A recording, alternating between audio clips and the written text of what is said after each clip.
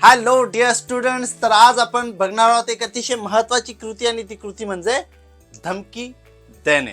तो धमकी देणे हा आज आपला प्रयोग आहे. म्हणजे तुम्हाला इंग्रजी जर बोलायचं असेल आणि त्या बोलण्यामध्ये तुम्हाला कोणाला धमकी द्यायची असेल तर तुम्हाला धमकी देण्यासाठी कुठल्या प्रकारचं वाक्य किंवा कुठल्या प्रकारची वाक्य वापरली जातात किंवा कोणतं स्ट्रक्चर आपण वापरायला पाहिजे. एकदाच ही गोष्ट शिकलं की आपल्याला कायमस्वरूपी धमकी देणे. आपण धमकी देतो येस और नो? प्रत्येक जण कुणाला ना कुणाला धमकी देतो. म्हणजे कोण कोण धमकी देतो? तर टीचर्स धमकी देतात, तू असं केलं किंवा केलं नाही तर तुझा चांगला बेत बघून घेईन. असं करायला नको.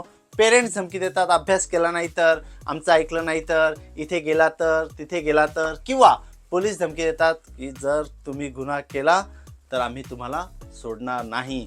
किंवा आपल्याला माहिती आहे आपले मित्र देखील आपल्याला धमकी देत असतात.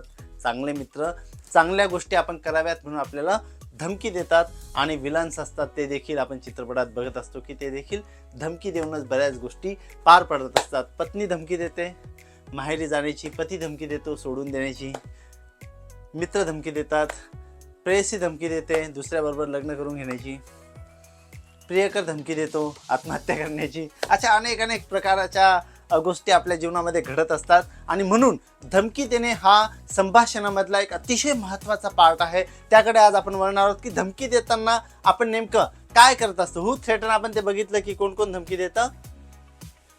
Teachers, parents, police, friends, villain, beloved, lover, wife, then husband, then brother to brother, brother to sister, sister to brother. असं म्हणजे जो ज्याच्या ज्याच्या संपर्कात येतो कुठल्याही प्रकारच्या नात्यामध्ये तो धमकी देत असतो. आणि म्हणून तुम्ही देखील त्या कुठल्या ना कुठल्या नात्यामध्ये कुठला ना कुठला रोल प्ले करत असाल तर तुम्ही देखील धमकी देतात. आणि म्हणून आपल्याला आज शिकून घ्यायचं आहे की धमकी देताना आपण इंग्रजीमध्ये कोणते 2 प्रकार, 3 प्रकार, 4 प्रकारची वाक्य बोलली पाहिजेत. एकदा आपण हे काय शिकलो की आपल्याला कळणार आहे की दिस इज वॉट आपण हे बोलतो.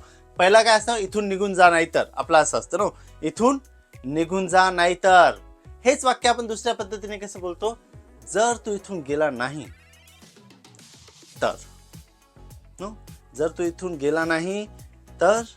किंवा हेच वाक्य आपण तिसऱ्या प्रकारे कसं बोलतो, आता तू इथून गेला तर बरं होईल नाहीतर. हे 3 प्रकार आहेत. म्हणजे 3 प्रकार म्हणजे 3 वाक्यांचे प्रकार आहेत, 3 स्ट्रक्चर्स आहेत. आणि एकदाच का तुम्ही हे 3 स्ट्रक्चर शिकले की तुम्हाला खूप सहजपणे कुणालाही धमकी देता येऊ शकते. ॲक्च्युअली धमकी देऊ नये, प्रेमाने आपली कामं काढून घ्यावीत. म्हणजे असं म्हणतात ना की मुंगी होऊन साखर खावी, हत्ती होऊन लाकडं फोडू नये. आता इथे लागू पडतं की नाही पडत मला माहीत नाही, पण असं म्हणतात की धमकी देणे हा संभाषणामधला एक चांगला प्रकार मुळीच नाही आहे. पण आपण जीवन जगत असताना कधी ना कधी असे प्रसंग आपल्यावर उद्भवतात. आणि म्हणून आपल्याला इंग्रजी बोलता यावं हे जर वाटत असेल तर मराठीमध्ये आपण हे बोलत असतो, इथून निघून जा, जर तू इथून गेला नाही तर, आणि आता तू इथून गेला तर बेटर. म्हणजे आपल्याला यापैकी 2 गोष्टी माहिती आहेत. नो, आपण पुन्हा एक महत्त्वाची गोष्ट शिकतोय. कोणती? Go away. नो सॉरी, आपण एखादा पेन दुसरा घेऊ. याच्यामध्ये लाल घेतला तर चालेल का? नाही, तो पण नाही छान दिसत आहे. आपण घेऊया yellow. Okay. Go away from here. इथून निघून जा. आता गो अवे फ्रॉम हिअर हा काय आहे? इम्परेटिव्ह सेंटेन्स आहे. काय आहे? इम्परेटिव्ह. आपण रोज ही गोष्ट बघतोय की नाही, आज्ञार्थी वाक्य आपण ज्याला म्हणतो. काय म्हणतो आपण त्याला?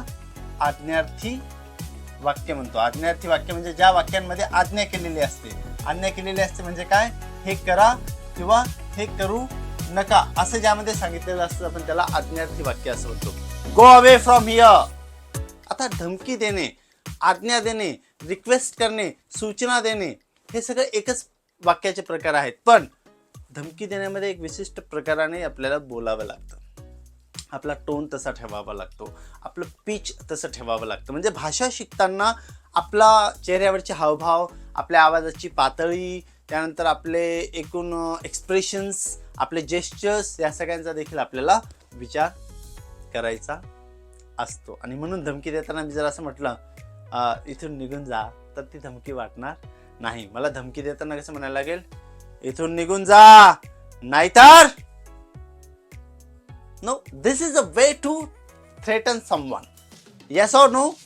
इथून निघून जा नाहीतर असं म्हणतो. नाहीतर आपण कसं म्हणतो? जर तू इथून गेला नाही तर मी तुझा बेत पाहून घेईन. जर तू इथून गेला नाही, जर तू माझं ऐकलं नाही, जर तू असं केलं नाही, जर तू असं केलं, आपल्या बोलण्याची स्टाईल असते ती, त्याला स्टाईल म्हणतात, पीच म्हणतात, टोन म्हणतात, त्या पद्धतीने आपण बोलत असतो. आणि आणखी पण आता तू इथून निघून जा, हाल आहे जनरल आहे आपला एकदम, म्हणजे आपल्या रोजच्या व्यवहारामध्ये आपण आता तू इथून गेला तर बेटर, नाही तर बेट्या तुझं काम करून टाकेल. आता तू इथून, हे नवीन आहे. ह्या वाक्याचा जो प्रकार आहे तो कसा बोलावा हा नवीन प्रकार आहे. आणि म्हणून आपण पहिलं वाक्य बघतो, गो अवे फ्रॉम हिअर, इथून निघून जा. नाहीतर, नाहीतरच्या नंतर आपल्याला काहीतरी लिहायला लागतं. Go away from here, otherwise काय लिहितो आपण त्याला, अदरवाईज. अदरवाईज म्हणजे नाहीतर, otherwise I will throw you, नाहीतर मी तुला उचलून फेकून देईल. आता याच्या पुढे काही पण येऊ शकतं. तू इथून निघून जा, नाहीतर मी निघून जाईल. हा थोडा काय असतो, अँटी क्लायमॅक्स असतो ना. तू इथून निघून जा, नाहीतर मी इथून निघून जाईल. दॅट इज वॉट, म्हणजे भाषेमध्ये, नाटकांमध्ये, कॉमेडी नाटकांमध्ये याचे प्रसंग असतात. सिरियस असेल तर तू इथून निघून जा, नाहीतर मी तुला उचलून फेकून देईल. दिस इज इन सिरियस ड्रामा. पण ते जनरल कॉमेडी नाटकात तू इथून निघून जा आणि प्रेक्षकांना वाटतं आता काहीतरी डेंजर करेल, आणि त्याच वेळी मग तो माणूस काय करतो, तू इथून निघून जा, तो नाहीतर काय करशील, नाहीतर मी निघून जाईल. You know, this is what we call drop down असतो. तो देखील आपल्याला करतो. Go away from here, otherwise I will shoot you, otherwise I will go from here, otherwise I will throw you, otherwise I will complain against you, otherwise I will call my parents, otherwise I will slap you, otherwise I will give you a bukka. No, this is called bukka in Marathi actually. तुला बुक्का देईल. So like दिस only आपण असं बोलत असतो. त्याच पद्धतीने जर तू इथून गेला नाही तर मग आपण हे वाक्य कशामध्ये वापरत असतो, इफ मध्ये वापरतो. इफ म्हणजे कंडिशनल क्लॉज मध्ये वापरतो ना. आपण हे देखील शिकलेलो आहोत. तुम्ही जर काही व्हिडिओज चेक केले आपले, तर त्या व्हिडिओजमध्ये तुम्हाला ही गोष्ट सापडण्याची दाट शक्यता आहे. मी आपल्या डिस्क्रिप्शन बॉक्समध्ये इफचं जे आहे ते तुम्हाला देऊन ठेवतो, जेणेकरून तुम्ही ते बघू शकतात आणि तुम्हाला सहजपणे ती गोष्ट सापडू शकते की इफ क्लॉजचा वापर आपण कसा करायचा, त्याची चेन इव्हेंट आपण कशी बनवायला पाहिजे. If you don't go from here, जर तू इथून गेला नाही तर, इफ देन, नो, आपण इफ देनचा वापर करतो. Then if you don't go from here I will, इथे कॉमा देतो आपण जनरली, तो कॉमा म्हणजेच देन असतो आणि पुढे आपण आपलं वाक्य पूर्ण करतो. हेच वाक्य तुम्ही पुन्हा पुन्हा घेऊ शकतात. If you don't go from here I will slap you, if you don't go from here I will throw you. म्हणजे आय विल काय कराल तुम्ही, ते तुम्ही तुमच्या धमकीच्या स्वरूपामध्ये, परिणामांच्या स्वरूपामध्ये सांगत असतात, राईट. आणि शेवटचं आपलं वाक्य आहे, आता तू इथून निघून गेला तर बरं होईल. आपला टोन असा, आता तू इथून निघून गेला ना तर बरं होईल. एकदम स्टायलिश असते वाक्य, रावडी वाक्य असतं एकदम. आता तू इथून निघून गेला ना तर बरं होईल, नाहीतर आय विल थ्रो यू, नाहीतर तुला फेकून दिला. तुला पहिले सांगतो, तुला फेकून दे. So you had better go, याला काय म्हणतात, हॅड बेटरचा वापर करून क्रियापदाचं पहिलं रूप वापरतो आपण याच्यामध्ये. You had better go, you had better listen me, you had better do this, you had better come here, you had better pay my bill, you had better pay my debts. Debts म्हणजे आपण ज्याला म्हणतो काय, कर्ज, माझं जे माझ्याकडून जे उसने पैसे घेतलेत ते. You had better study, you had better write down the things I have told you, more whatever. तर यू हॅड बेटर हे तुम्हाला कदाचित माहीत नसेल. या दोन गोष्टी तर खूप साधारण आहे, आपण पहिलीपासून शिकतो आहोत, परंतु आपण एक्झॅक्टली त्याचा वापर संभाषणामध्ये कुठे केला पाहिजे हे आपल्याला माहिती नसतं. म्हणून आपली कृती काय होती, आपली कृती अतिशय सोपी होती. ती म्हणजे भाऊ ही होती रे आपली कृती, हा, धमकी देणे.